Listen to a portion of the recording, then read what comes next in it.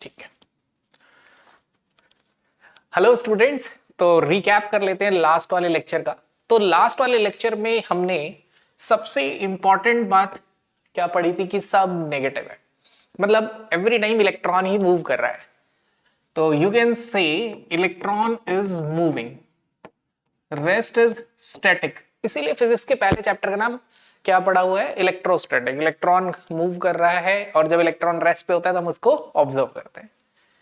Second statement हमने जो पढ़ा था वो ये था, जहां इलेक्ट्रॉन डेंसिटी ज्यादा है, क्योंकि इलेक्ट्रॉन मूव कर रहा है तो जहां इलेक्ट्रॉन डेंसिटी ज्यादा है वो नेगेटिव है और जहां इलेक्ट्रॉन डेंसिटी कम है वो पॉजिटिव है।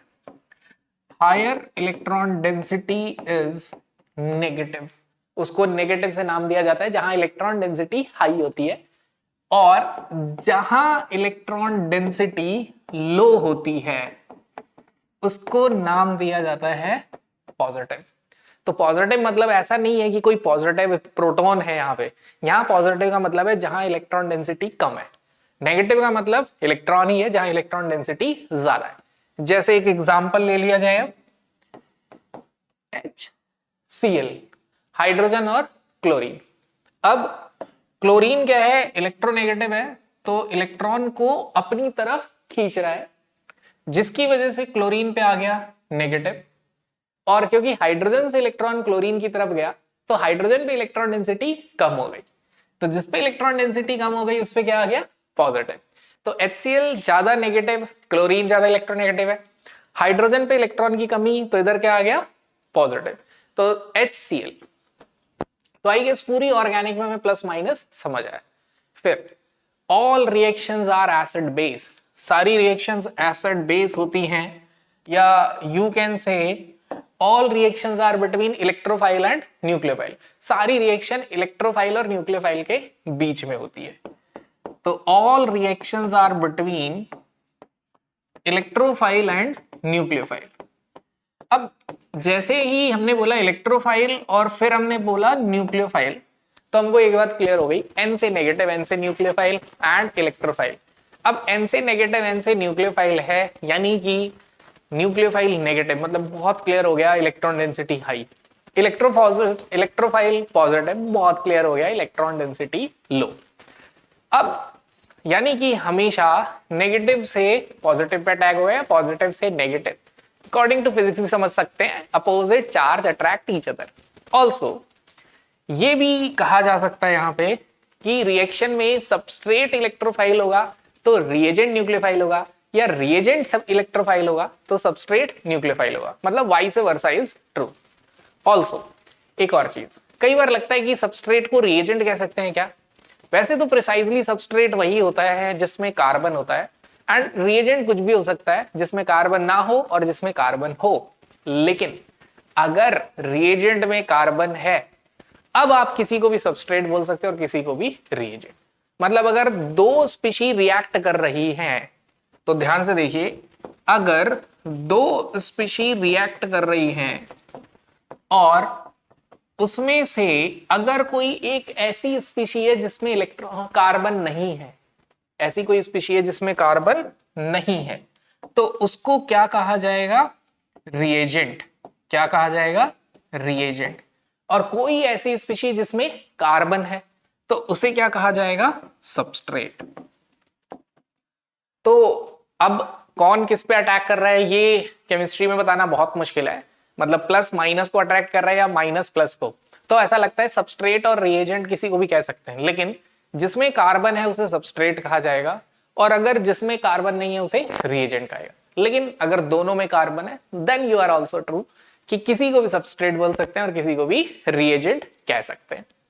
अब इस पे रिएक्शन हुई, सबस्ट्रेट पता चला, रिएजेंट पता चला। फिर हमने लास्ट क्लास में डिस्कस कर लिया था जहां इलेक्ट्रॉन डेंसिटी ज्यादा है वो न्यूक्लियोफाइल है। जरूरी नहीं है कि न्यूक्लियोफाइल हमेशा नेगेटिव हो, न्यूट्रल भी हो सकता है। HBr, अब क्योंकि ये न्यूक्लियोफाइल है बहुत ही क्लियर है, अब HBr जब ब्रेक होगा, एक एसिड HBr ब्रेक होगा तो एक H प्लस देगा, एक Br माइनस देगा। Strongest electrophile is H plus and Br minus is a nucleophile. अब मन में डाउट आता है, पहले कौन अटैक करे? सिंपल सोचिए, अपोजिट अट्रैक्ट। तो पॉजिटिव को कौन अट्रैक्ट करेगा? नेगेटिव। तो पहले कौन अटैक करेगा? H plus. जैसे ही इस पे H प्लस अटैक करेगा ये क्या बन जाएगा? प्लस, यानी इलेक्ट्रोफाइल। अब इस पे कौन अटैक करेगा? न्यूक्लियोफाइल। पहला स्टेप ज्यादातर केसेस में स्लो स्टेप और रेट डिटरमाइनिंग स्टेप होता है। तो यहां से हम समराइज कर सकते हैं इलेक्ट्रोफिलिक एडिशन रिएक्शन को, EAR। तो लास्ट क्लास में हमने डिस्कस किया था EAR को। तो EAR इलेक्ट्रोफिलिक एडिशन रिएक्शन। तो यहां पे अगर हम बात करें तो फर्स्ट क्या होगा? यहां पे ये रिएक्शन जनरली एल्कीन और एल्काइन देते हैं जो कि न्यूक्लियोफाइल है।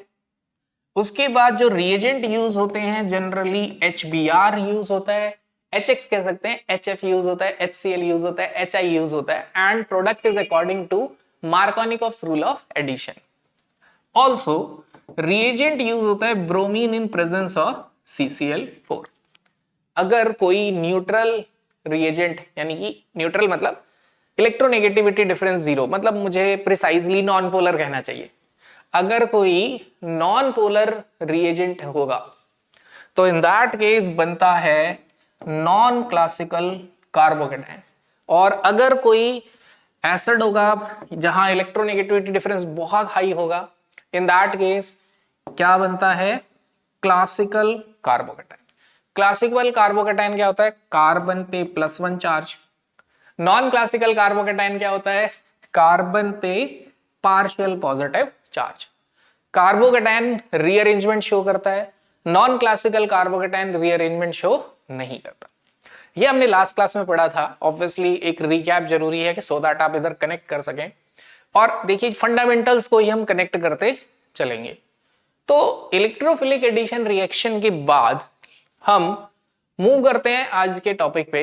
This is free radical substitution reaction.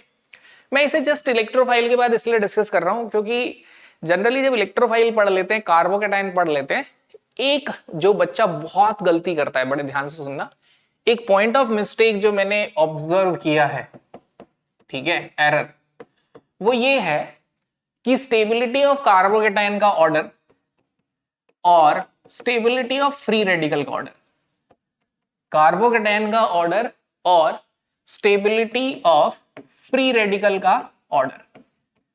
Free radical किसे बोलते हैं? जिसमें कार्बन के पास सिंगल इलेक्ट्रॉन है। मैं थोड़ा स्लो बोल रहा हूं या फास्ट बोल रहा हूं, अगर फास्ट बोल रहा हूं तो स्पीड कम कर लेना, स्लो लग रहा है तो तेज कर लेना। मेरा फोकस है कि मैं कंसेप्ट इफेक्टिवली और बहुत ही सिंपल लैंग्वेज में डिलीवर कर सकूं। तो कार्बोकेटाइन की स्टेबिलिटी और फ्री रेडिकल की स्टेबिलिटी, फ्री रेडिकल मतलब कार्बन हैविंग सिंगल इलेक्ट्रॉन, इनकी स्टेबिलिटी का ऑर्डर सेम है क्योंकि दोनों की स्टेबिलिटी किस पे डिपेंड करती है? Proportional to what? Number of hyperconjugation structures. Number of hyperconjugation structures पे डिपेंड करता है, which depends on number of alpha hydrogen. तो ऑर्डर दोनों का लगभग सेम होता है। इसका भी क्या है? Tertiary, secondary, primary. और फ्री रेडिकल का भी स्टेबिलिटी ऑर्डर सेम है, टर्शियरी, सेकेंडरी एंड प्राइमरी। यहां से क्या मतलब मिथ क्रिएट होता है? कई बार हम ऐसी गलती कर देते हैं कि हम ये सोचते हैं कार्बोकेटाइन में रीअरेंजमेंट होता है तो फ्री रेडिकल में भी रीअरेंजमेंट होता है। तो ये ध्यान रखना है कि एरर हम क्या करते हैं कि वी थिंक, हम ऐसा सोचते हैं कि फ्री रेडिकल शोज रीअरेंजमेंट, लेकिन बात है free radical do not show rearrangement. Free radical जहां भी बनेगा लेकिन वो रीअरेंजमेंट शो नहीं करेगा। नाउ पॉइंट, फ्री रेडिकल बनता कैसे है? तो देखिए फ्री रेडिकल कब बनेगा? अगर दो स्पीशी हैं और दोनों के बॉन्ड अगर टूट सकते हैं। दो स्पीशी में जब भी बॉन्ड टूटेगा तो क्या चांसेस हैं कि दोनों का एक इलेक्ट्रॉन किसी एक तरफ चला जाए या दोनों एक एक इलेक्ट्रॉन लेके अलग हो जाए। ऐसा कब होगा? आप सोचिए, ऐसा कब होगा कि एक है HCl और एक है ब्रोमीन, दोनों में से कहां चांसेस हैं कि दोनों एक एक इलेक्ट्रॉन लेके अलग हो जाएं? कहां है ये चांसेस? ठीक है, आपको ये सोचना है कि ये चांसेस कहां है। तो HCl में अगर आप देखोगे तो क्लोरीन ज्यादा इलेक्ट्रोनेगेटिव है, ज्यादा पावरफुल है, तो ये इलेक्ट्रॉन लेके चला जाएगा। ये बिल्कुल वैसे ही है कि आप लेट से आप मेरे साथ कहीं पे लंच करने जा रहे हैं और वहां बिल देने की बारी आई, तो मैं बोलूंगा बिल पे कर दो और आप पे कर दोगे। Why? Because I am more electronegative than you, और वाइस वर्सा भी हो सकता है। अगर दोनों बराबर के होंगे तो बिल इक्वली पे होगा, या फिर मैं ऐसा कहूंगा ही नहीं, आप भी कहोगे मैं पे कर देता हूं, मैं भी कहूंगा, अगर दोनों की इंटेंशन सही होगी तो मैं भी कहूंगा और हम स्प्लिट कर लेंगे। ऐसे ही यहाँ पे इलेक्ट्रोनेगेटिविटी डिफरेंस है, दोनों की सोच बराबर की नहीं है, तो ये इलेक्ट्रॉन अपनी तरफ अट्रैक्ट करेगा। मतलब जब ये बॉन्ड टूटेगा तो यहां से एक और बात समझ आई, electron transfer occurs towards more electronegative element. अब हाइड्रोजन पे कौन सा चार्ज आ गया? प्लस, क्लोरीन पे आ गया माइनस, जो हम पढ़ते ही आए हैं। H प्लस का मतलब हाइड्रोजन पे इलेक्ट्रॉन की कमी हो गई है, इट इज प्रोटॉन, क्योंकि हाइड्रोजन में एक प्रोटॉन एक इलेक्ट्रॉन होता है। क्लोरीन पे नेगेटिव मतलब नेगेटिव चार्ज यहां पे इंक्रीज हो गया। ब्रोमीन, दोनों की इलेक्ट्रोनेगेटिविटी सेम है, इलेक्ट्रोनेगेटिविटी डिफरेंस दोनों में क्या है? यू कैन से 0 है। अब ये बॉन्ड ब्रेक होगा तो ब्रोमीन अपना एक इलेक्ट्रॉन लेके अलग होगा, इधर से ये ब्रोमीन भी अपना एक इलेक्ट्रॉन लेके अलग होगा। आपको लगेगा सर बहुत बड़ी बड़ी बातें पढ़ाओ, ये क्या छोटी छोटी बातें पढ़ा रहे हो, बट एक्चुअल में जो बच्चों को एरर या करते हैं या मिस्टेक्स करते हैं वो इन्हीं फंडामेंटल अंडरस्टैंडिंग की कमी की वजह से करते हैं। इसलिए मेरा सजेशन है ये छोटी छोटी चीजें मैं अपने एक्सपीरियंस से बता रहा हूं कि मैंने बच्चों को गलती करते देखा है। क्यों? क्योंकि ये वाली बात इग्नोर कर जाते। तो ब्रोमीन ब्रोमीन जैसे ही ये इलेक्ट्रोनेगेटिविटी डिफरेंस है नहीं, तो दोनों एक एक इलेक्ट्रॉन लेके अलग हो जाएंगे। एक इलेक्ट्रॉन ब्रोमीन पे आया, एक इलेक्ट्रॉन दूसरे ब्रोमीन पे आया, और ये क्या बन गया? Free radical. नाउ अब ऐसा डिसोसिएशन जिसमें एक कैटायन बने और एक एनायन बने, अगर आप खुद ही सोचिए, बिल अगर आपने बनाया पे किया है और मैंने नहीं किया, क्या ये इक्वल डिस्ट्रीब्यूशन है? नहीं। क्या इसे हम स्प्लिटिंग कहेंगे? नहीं। ये क्या है? हेटेरोलिसिस, ये डिफरेंट डिस्ट्रीब्यूशन है। तो इस वे ऑफ बॉन्ड ब्रेकिंग को कहा जाता है हेटेरोलिसिस, जिसमें डिफरेंट स्पीशी क्रिएट होती है। नाउ अब ब्रोमीन फ्री रेडिकल बनाया है, ये भी फ्री रेडिकल, दोनों सेम स्पीशी है। यस, तो इस बॉन्ड ब्रेकिंग में सेम स्पीशी क्रिएट हुई, तो what you can say, this is homolysis. अब मैं चाहता हूं कि आप थोड़ी देर के लिए स्क्रीन रोकें और इस क्वेश्चन का आंसर कमेंट करें, बिकॉज क्या है कि why I am saying this, engagement is also important, ताकि आपका फोकस बना रहे। बीच में जब भी फोकस ब्रेक होता है, जस्ट से मतलब close your eyes for 5 seconds and से 5 4 3 2 1 फोकस, एंड दोबारा लेक्चर देखने लग जाओ, बिकॉज आप हाई एनर्जेटिक स्टेट में हैं और उस स्टेट में ऑब्वियसली थोड़ा फोकस या डिस्ट्रैक्शंस इज ऑब्वियस। तो होमोलिसिस हुआ यहां पे, ब्रोमीन फ्री रेडिकल और ये। अब आपने कमेंट कर दिया है और आपके दिमाग में आइडिया भी आ गया है, कब हेटेरोलिसिस होता है, कब होमोलिसिस होता है।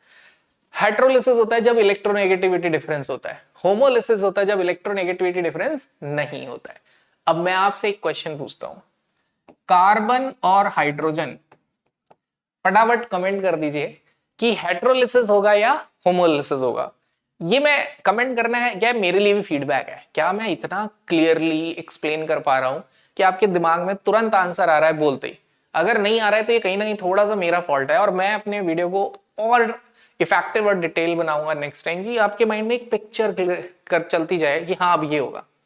तो जैसे ही मैंने लिखा कार्बन और हाइड्रोजन, आप सोच के बताइए ये होमोलिसिस होगा या हेटेरोलिसिस। तो तुरंत आप ये सोचोगे कार्बन की इलेक्ट्रोनेगेटिविटी क्या है, हाइड्रोजन की इलेक्ट्रोनेगेटिविटी क्या है। तो मैं आपको बताता हूं, इट इज वेरी क्लोज। हम ये भी कह सकते हैं कार्बन की इलेक्ट्रोनेगेटिविटी और हाइड्रोजन की इलेक्ट्रोनेगेटिविटी सेम है, 2.1 2.2, तो ऑलमोस्ट सेम है, यानी इलेक्ट्रोनेगेटिविटी डिफरेंस ना के बराबर है। तो ऑब्वियस बिल्कुल सही बोला आपने, इसमें एकदम मन में एकदम सही सोचा है, इट शोज होमोलिसिस।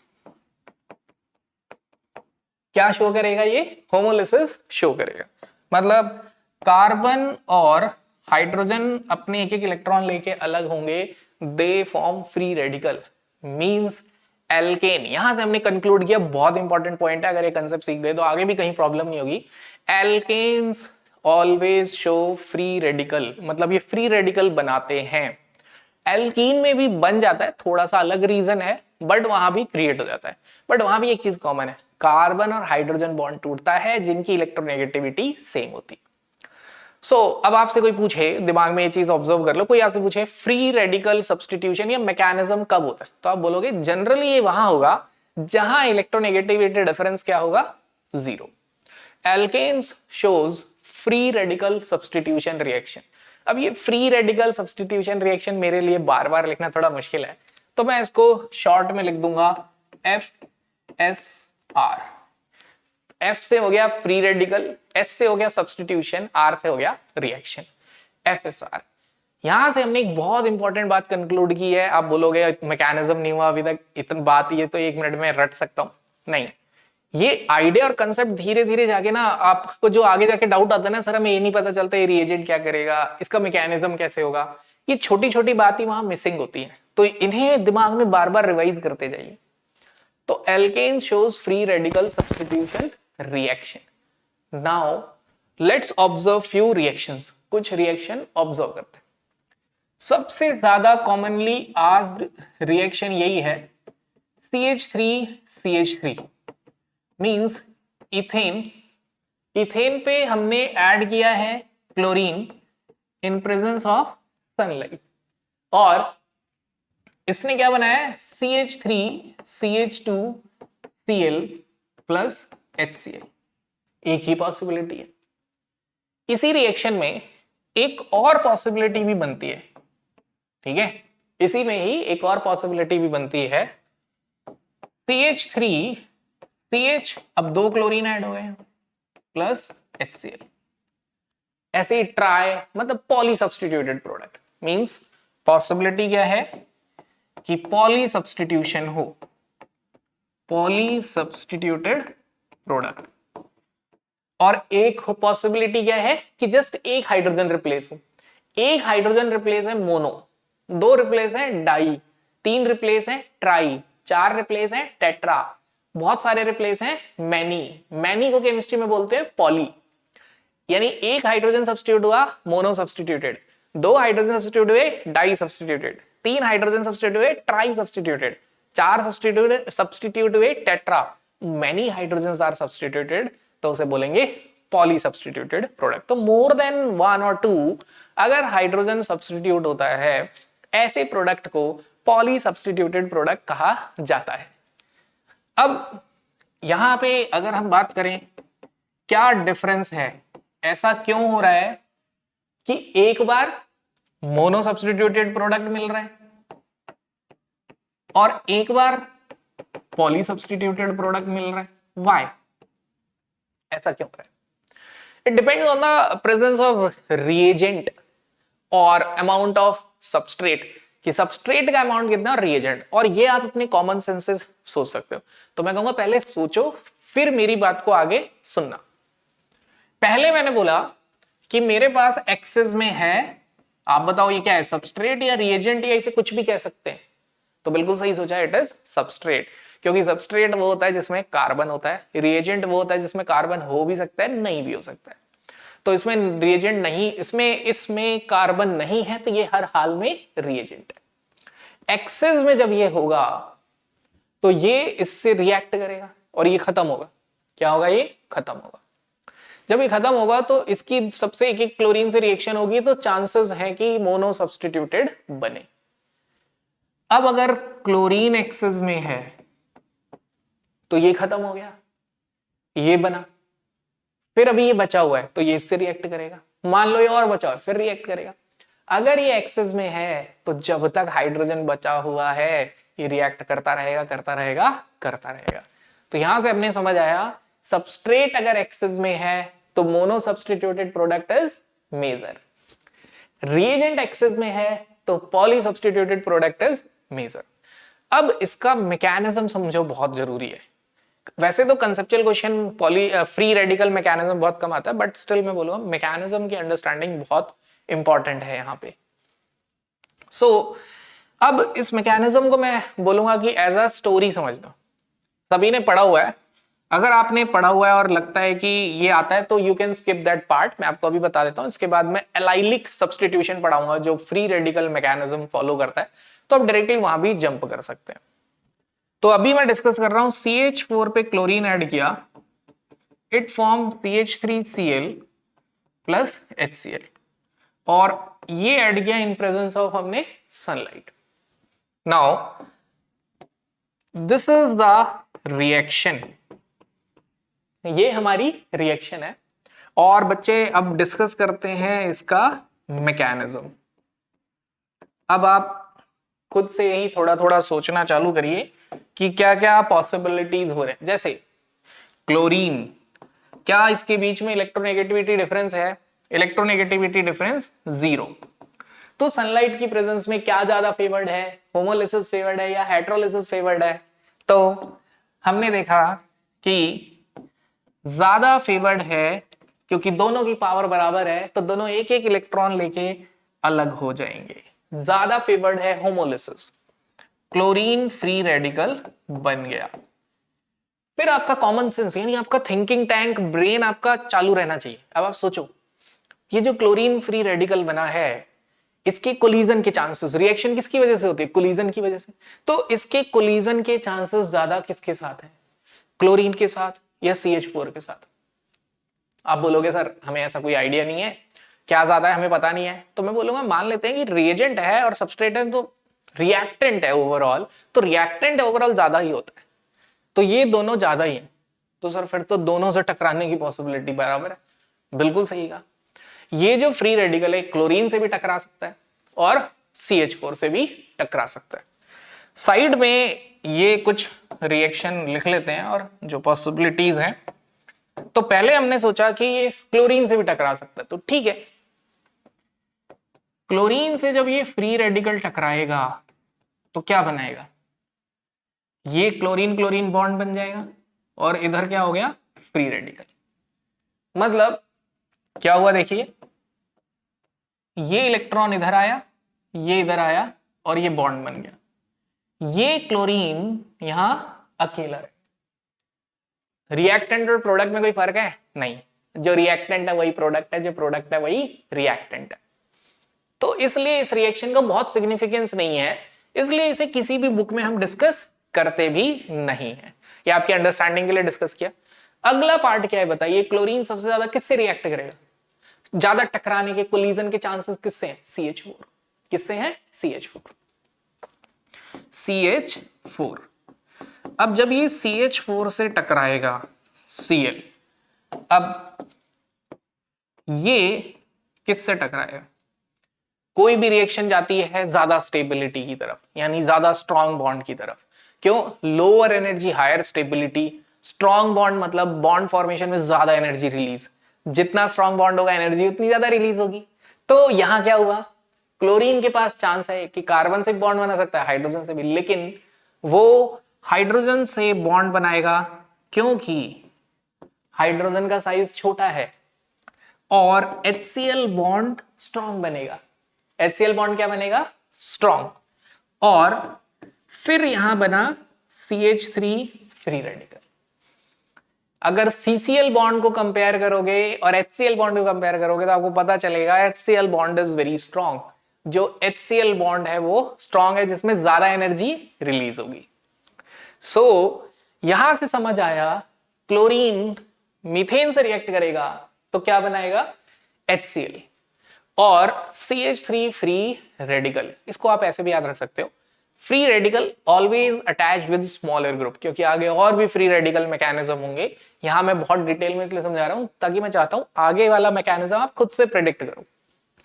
तो HCl CH3, तो CH3 फ्री रेडिकल बना। Free radical always connect with what? Smaller part. अब फिर आपको सोचना है, ये जो फ्री रेडिकल है ये किससे टकराएगा? अगेन जो रिएक्टेंट है वो ज्यादा होता है तो उन्हीं से टकराएगा। इससे भी टकरा सकता है, इससे भी टकरा सकता है। अब आप सोचिए, CH3 फ्री रेडिकल CH4 से टकराएगा। अगर आपको मेरी बात समझ आई है तो अगर आपको मेरी बात समझ आई है तो आप बताओ, अगर ये CH4 से फ्री रेडिकल टकराएगा CH3, तो बताओ किससे कनेक्ट होगा, H से या C से? बिल्कुल सही, free radical connect with smaller group, H से कनेक्ट होगा और वो क्या बनाएगा, CH4।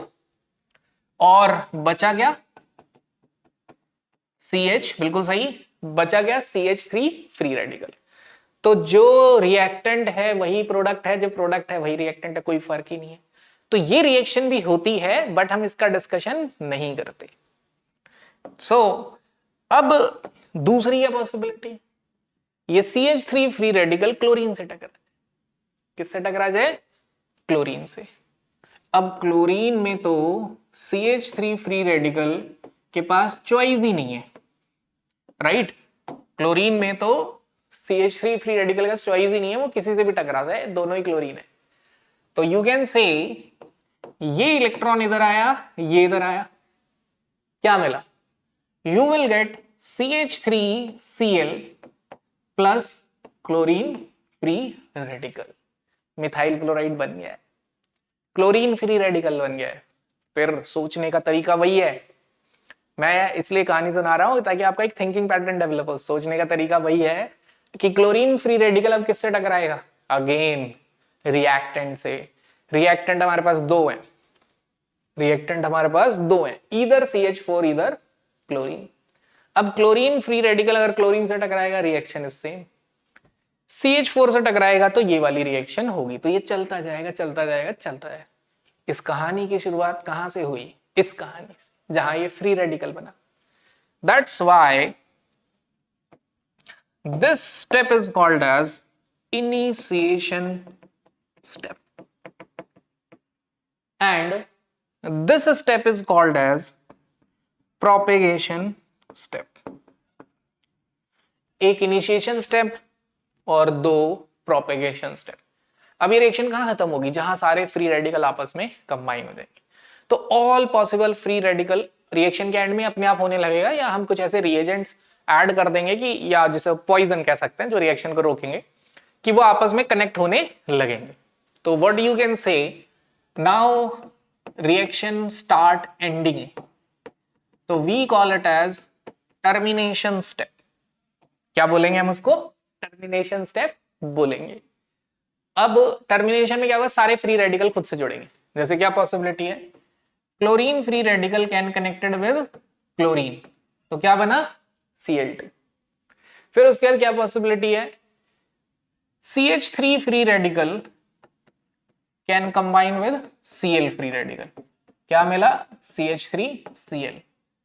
अब क्योंकि ये ऑलरेडी प्रोडक्ट है और इसी के साथ ये मिल रहा है तो पता नहीं चलता है, और ये मिल रहा है तो रिएक्टेंट ही बन जाता है, तो ये भी रिएक्शन के दौरान पता नहीं चलता है।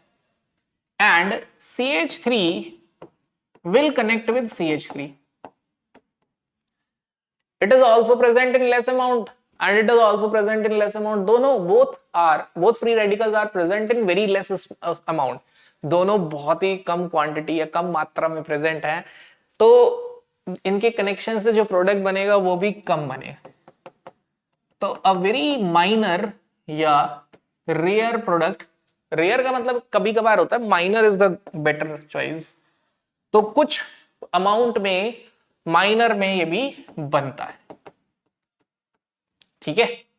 This is all about free radical mechanism, और all alkanes follow free radical mechanism. जितने भी एल्केन होते हैं सब फ्री रेडिकल मैकेनिज्म फॉलो करते हैं, वेदर नाइट्रेशन, चाहे नाइट्रेशन हो चाहे सल्फोनेशन हो,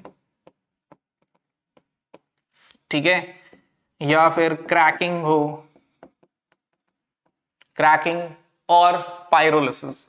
मतलब पायरो का मतलब होता है हीट, लिसिस का मतलब होता है ब्रेकिंग। ये जब सारी रिएक्शंस होती हैं तो ये भी फ्री रेडिकल मैकेनिज्म फॉलो करते हैं। एंड जब फ्री रेडिकल बनता है तो पैरेलली डिस्प्रोपोर्शनेशन के भी चांसेस होते हैं, मतलब एल्कीन भी बन सकता है। क्यों? क्योंकि जैसे ही फ्री रेडिकल बनता है हायर, मतलब मिथाइल के बाद मान लेते हैं इथेन में अगर फ्री रेडिकल बनेगा तो हाइपर कॉन्जुगेशन होने के चांसेस हैं, तो वहां पे एल्कीन भी बन जाता है। तो alkene start forming as a by product, और जैसे जैसे एल्कीन की स्टेबिलिटी बढ़ती जाती है उसका फॉर्मेशन भी बढ़ता जाता है। तो इन सभी रिएक्शन में धीरे धीरे एक by product as a alkene भी क्या होगा, बनने लगेगा। तो व्हाट आई वांट, मैं चाहता हूं कि आप इस पार्ट को खुद एनसीईआरटी में देखें और चेक करें क्या क्या बाय प्रोडक्ट एल्कीन बन रहा है, और बन रहा है तो क्यों बन रहा है इसको सोचना है। तो दिस इज द मतलब बीच में थोड़ा सा थिंकिंग पार्ट, सोचना भी जरूरी है। आपको आधे बच्चों को लगता है कि सोचना जो है वो टाइम वेस्ट है, ज्यादा सोचेंगे टाइम वेस्ट होगा, इससे अच्छा तो फटाफट सुन के याद कर लेते हैं। नहीं, सोचना भी जरूरी है, थोड़ा सा सोचोगे ज्यादा समझ आएगा एंड आपका टाइम सेव होगा। अगर आप थिंकिंग को अवॉइड कर रहे हैं या फिर मेरे बिगिनिंग में जो मैं आपको रिकैप करवाता हूं उसे अवॉइड कर रहे हैं, तो बिल्कुल वैसा ही है कि कुल्हाड़ी में धार लगाने का टाइम नहीं है, आप पेड़ काटते जा रहे हैं तो पेड़ धीरे धीरे कम कटने लगेंगे क्योंकि कुल्हाड़ी की धार कम हो जाएगी। सेम वे साइकिल हाथ में है लेकिन बैठने का टाइम नहीं, उसे लेके साथ दौड़ रहे हैं, कैसे भी सोच सकते हैं। तो ये बहुत जरूरी है, सोचना बहुत जरूरी है। और कभी भी कोई भी लेक्चर शुरू करने से पहले या तो उसके बेस बिहाफ पे सारे क्वेश्चंस पढ़ लो उस लेक्चर को देखने से पहले, या रिकैप, ये दो मिस भी नहीं करना है। तो अभी आपको क्या सोचना है कि why alkene start forming as a by product. मैं अगले लेक्चर में एज अ रिकैप, जब मैं रिकैप करूंगा तो इसे डिस्कस भी करूंगा, राइट। तो फंडामेंटल डिस्कस कर लिया हमने। अब हम देखते हैं कौन कौन सी रिएक्शन है जिसमें इंटरमीडिएट फ्री रेडिकल बनता है। And except this reaction chlorination, सभी रिएक्शन में major product according to the stability of free radical होता है। तो नोट दिस पॉइंट, ये पॉइंट इंपॉर्टेंट है, समराइज कर सकते हैं इस बात को। तो आप इस पॉइंट को नोट कर लीजिए कि एक्सेप्ट क्लोरीनेशन ऑफ एल्केन, अगर आप एल्केन का क्लोरीनेशन वाला पार्ट छोड़ दें, except chlorination of alkane, all free radical substitution reactions, जितनी भी फ्री रेडिकल सब्स्टिट्यूशन रिएक्शंस हैं, इन्वॉल्व मेजर प्रोडक्ट, उनका जो मेजर प्रोडक्ट होता है वो किसके अकॉर्डिंग होता है, it is according to stability of free radical. ठीक है, ये किसके अकॉर्डिंग है, स्टेबिलिटी ऑफ फ्री रेडिकल के अकॉर्डिंग, राइट। ये हर जगह होगा। अब उसके बाद क्योंकि हम पूरी ऑर्गेनिक रिवाइज कर रहे हैं तो इसके बाद मैं चाहता हूं कि अब आप सोचें, थोड़ा सा अपने दिमाग पे जोर डालें या फटाफट कमेंट भी कर लें, क्योंकि लिखेंगे थोड़ा तो ब्रेन पे ज्यादा इंफॉर्मेशन रजिस्टर करेगा ब्रेन आपका। तो इसलिए बीच में थोड़ा कमेंट भी कर सकते हो, जैसे आप बीच में डिस्ट्रैक्ट होकर एक व्हाट्सएप का मैसेज चेक कर लेते हो, नहीं करते हो आई नो, बस मैं ऐसे ही सोच रहा हूँ। तो ऐसे फटाफट आप एक कमेंट कर सकते हो कि कौन कौन सी रिएक्शंस हैं। सो कौन सी रिएक्शन है, तो राइट, सेकेंड रिएक्शन है एलाइलिक हैलोजनेशन। कौन सी रिएक्शन है, एलाइलिक हैलोजनेशन। ठीक है, और कौन सी रिएक्शन है जहां पे फ्री रेडिकल सब्स्टिट्यूशन रिएक्शन का मैकेनिज्म होता है, तो यू कैन से another reaction is anti Markovnikov's rule. ठीक है, क्या होगा, एंटी मार्कोनिकॉव्स रूल, जिसमें एक ही जगह तो है जहां एंटी मार्कोनिकॉव्स रूल फॉलो होता है, वो कौन सी जगह है, HBr in presence of peroxide, है ना, HBr in presence of peroxide. Allylic halogenation, यहाँ पे कई बार डाउट आता है, मतलब कैरिड अवे हो जाते हैं, भूल जाते हैं कभी कभी व्हाट इज एलाइलिक, या कंफ्यूज हो जाते हैं बिटवीन विनाइल एंड एलाइल। तो अगर कोई भी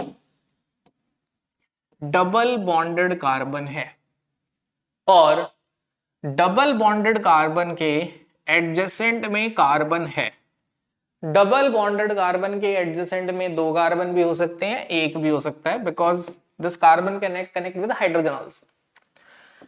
सो ये जो डबल बॉन्डेड कार्बन होगा, this is called as vinylic.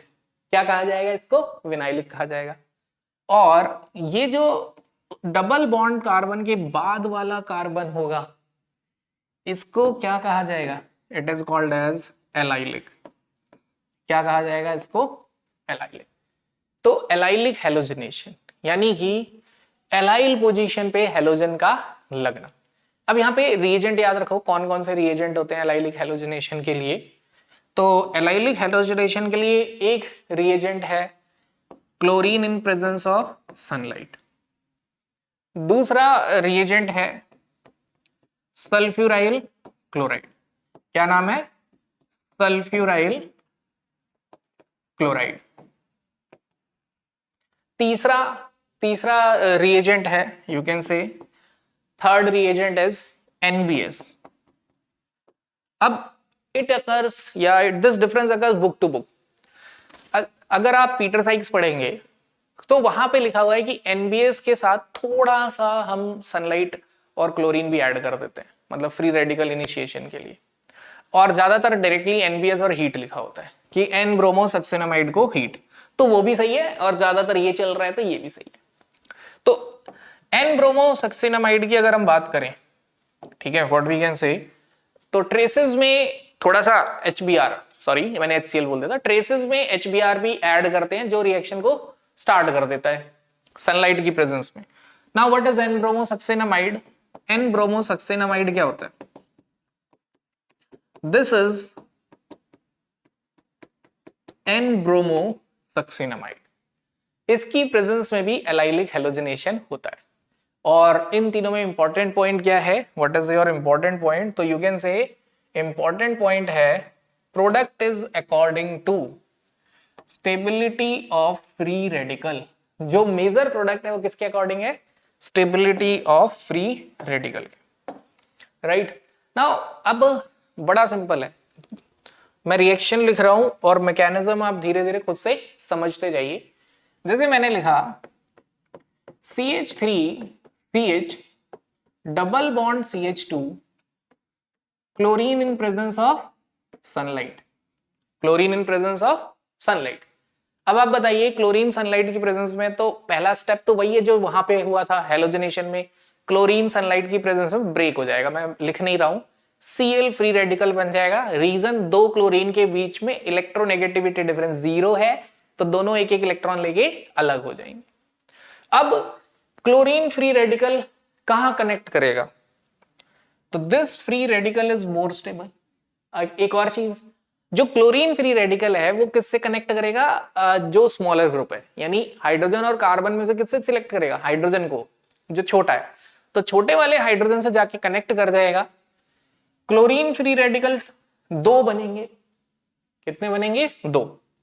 तो चलो मैं लिख ही देता हूं, क्या होगा यहां पे, Cl एंड Cl, ठीक है, Cl एंड Cl। अब ध्यान से देखना क्या हुआ, ये ब्रेक हुआ किसमें? Cl free radical, Cl free radical, ठीक है, Cl free radical and Cl free radical में। और अब एक Cl फ्री रेडिकल कनेक्ट होगा किससे? इसको मैं ऐसे लिख देता हूं, बताओ किससे कनेक्ट होगा, H से या C से? तो बिल्कुल सही, free radical always connect with smaller group, क्योंकि स्मॉलर ग्रुप से स्ट्रॉन्गर बॉन्ड बनाएगा, बॉन्ड फॉर्मेशन में ज्यादा एनर्जी रिलीज होगी, ज्यादा एनर्जी रिलीज होगी तो रिएक्शन में ज्यादा स्टेबिलिटी आएगी, लोअर एनर्जी हायर स्टेबिलिटी। तो this is the free radical. Now एक फ्री रेडिकल ये बचा, एक ये बचा, आपस में रिएक्ट कर देंगे, करेक्ट। तो this is allylic halogenation and major product is according to stability of free radical. इस बात को समझने के लिए एक और क्वेश्चन का डिस्कशन करते हैं। Let's say we have this, ये कंपाउंड है और इसमें हमने ऐड किया NBS। बस क्या फर्क है, जब chlorine in presence of sunlight होगा तो क्लोरीनेशन होगा, NBS होगा तो N ब्रोमोसक्सेनामाइड यानी ब्रोमिनेशन होगा। अब जो ब्रोमीन है फ्री रेडिकल, तो सबसे पहले आपको वो सोचना है all possibilities of free radical. Free radical की जितनी भी पॉसिबिलिटी है वो सोचनी है, ठीक है। फ्री रेडिकल की जितनी भी पॉसिबिलिटी है, तो मैं पहले फ्री रेडिकल की सारी पॉसिबिलिटी सोच लेता हूं। आप भी सोचो, मैं भी सोच रहा हूं, सोचते जाइए सोचते जाइए। तो ऐसा कुछ सोचते हैं कि जितनी एलाइलिक पोजीशन होगी उसकी डबल पॉसिबिलिटी है।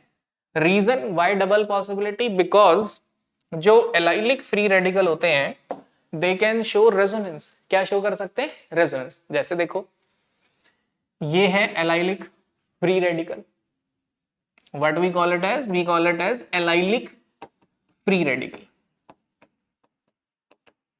राइट। एलाइलिक फ्री रेडिकल है।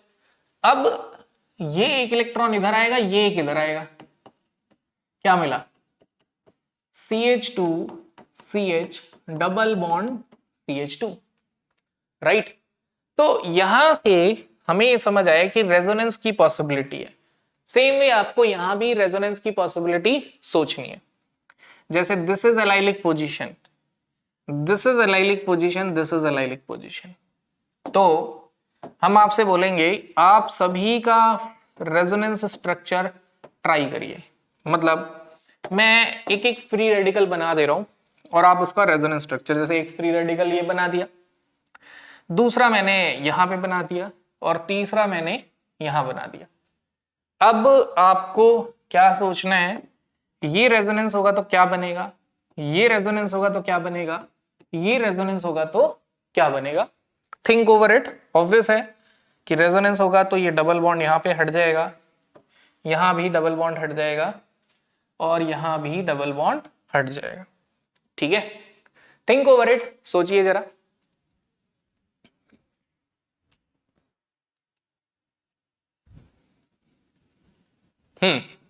तो एक छोटे से ब्रेक के बाद मैं वापस आ गया हूं after a short commercial break. So अब यहां रेजोनेंस होगा तो क्या होगा, यहां रेजोनेंस होगा तो दोनों में से एक इलेक्ट्रॉन यहां जाएगा और इसका एक इधर है। मतलब क्या हुआ, डबल बॉन्ड इधर आ गया और फ्री रेडिकल यहां क्रिएट। अब ऐसे ही यहां रेजोनेंस होगा तो क्या होगा बच्चों, ये एक इलेक्ट्रॉन इधर शिफ्ट होगा और ये एक इलेक्ट्रॉन बच जाएगा, तो डबल बॉन्ड इधर आएगा और फ्री रेडिकल यहां हो जाएगा।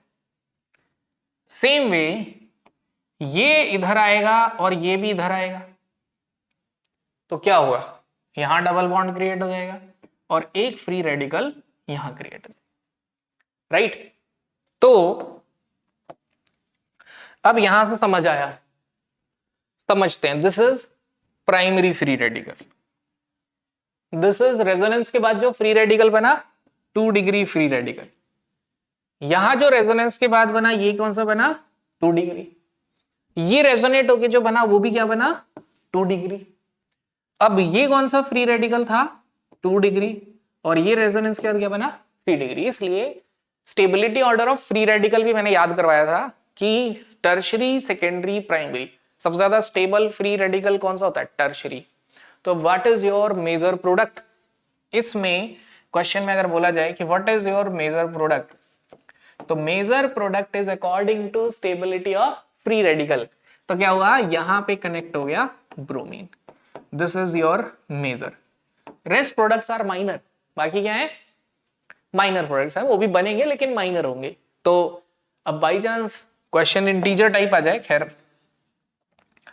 तो अगर इंटीजर टाइप क्वेश्चन आएगा तो इंटीजर में पूछेंगे नंबर ऑफ पॉसिबल प्रोडक्ट्स बताइए, नंबर ऑफ पॉसिबल प्रोडक्ट्स। तो कितने पॉसिबल प्रोडक्ट्स हैं, तो देख लेते हैं। 1, ये दोनों अलग हैं, 2, ये और ये सेम है, 3, 4, 5। तो कितने पॉसिबल प्रोडक्ट है, 5। ऑर्गेनिक का एक सजेशन है, कोई भी क्वेश्चन बिना पेंसिल उठाए एग्जाम में अटेम्प्ट मत करना, डायरेक्ट देख के करोगे गलत आंसर करोगे, कितना ही आसान पेपर हो घर आके कहोगे सिली मिस्टेक हो गई। देखिए इसे एकदम से देखोगे तो लगेगा 6 है आंसर, बट आंसर एक्चुअल में क्या है 5। इंटीजर टाइप क्वेश्चन कैसे बन सकते हैं, जैसे वो ऐसे पूछ सकते हैं कि let say number of primary product is x, secondary product is y, तो what is the value of x plus y. Answer comment कर दो फटाफट, आसान है। तो free radical mechanism allylic halogenation में भी यूज हुआ। Then free radical mechanism is also used in anti-Markovnikov's rule. And very important part जो majority of the student mistake करते हैं इसमें, वो क्या करते हैं, रीअरेंजमेंट। तो ध्यान रखना फ्री रेडिकल में रीअरेंजमेंट नहीं होता है, फ्री रेडिकल में रीअरेंजमेंट नहीं होता है। मतलब अगर एक क्वेश्चन ऐसा है, ठीक है, और लेट से दूसरा क्वेश्चन है इस तरीके का कुछ,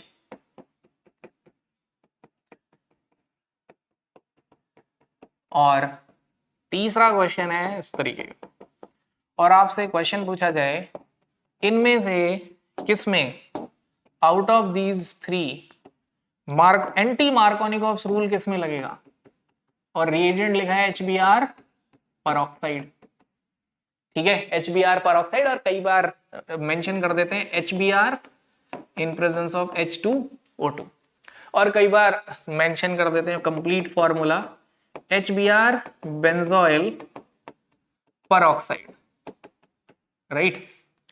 परऑक्साइड क्लियरली दिख रहा है, परऑक्साइड क्लियरली दिख रहा है, पर ऑक्साइड यानी ऑक्सीजन के बीच में सिंगल बॉन्ड, इलेक्ट्रोनेगेटिविटी डिफरेंस 0, क्या होगा, होमोलिसिस। अब मैं चाह रहा हूं कि आप ब्रेन में इसे इमेजिन करें, और अगर इमेजिन नहीं करें तो फिर कमेंट कर देना, मैं मतलब अगली बार से छोटी छोटी चीजें को अभी मैकेनिज्म लिख दिया करूंगा, बट मैं सोच रहा हूं कि थोड़ा सा तो खुद से पेन लेना शुरू करिए, बिकॉज पूरा अगर ऑर्गेनिक हमें समराइज करना है तो कहीं ना कहीं आपको अपना दिमाग भी चलाते रहना पड़ेगा।